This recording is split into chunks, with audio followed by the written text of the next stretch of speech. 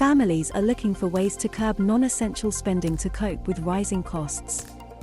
The pandemic-fueled streaming boom is officially over after households axed video subscriptions in record numbers at the start of the year. More than 1.5 million British households cancelled accounts for services such as Disney+, Now and Apple TV+ during the first 3 months, figures from analytics group Kantar show.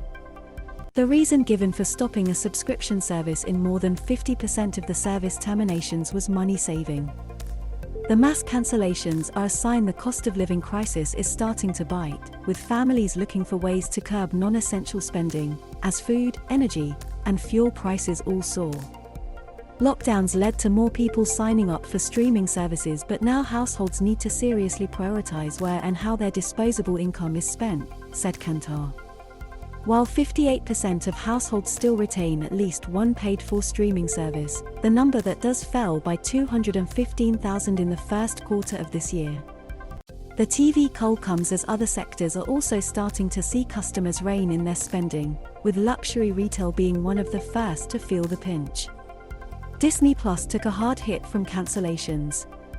Apple TV+ is among the streaming services to have seen a fall in subscriptions.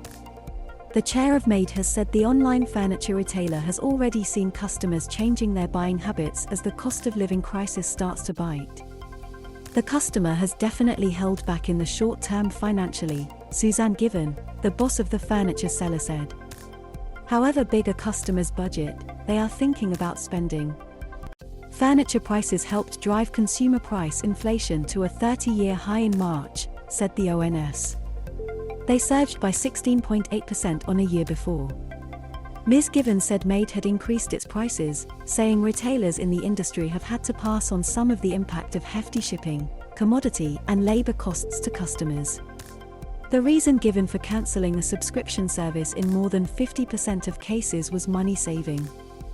The former Superdry and TK Maxx executive, who spoke during the World Retail Congress event, said she expects the luxury sector to face challenges over the coming months. I think this market will mean there will be a heightened demand for what customers see as better value products, she said. There isn't a business around, in furnishing or elsewhere, that won't have had to reassess their pricing this year, and it means there is always potential people will start pricing down. Consumer cutbacks come as basic pay rises fall well behind inflation, with many firms not planning to increase wages at all.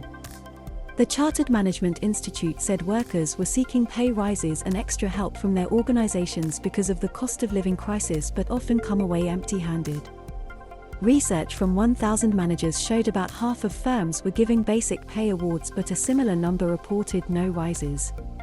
Basic pay awards were reported to be 2.8% on average, well below the 7% inflation rate. With team by emailing us at webnewsmetro.uk. For more stories like this, check page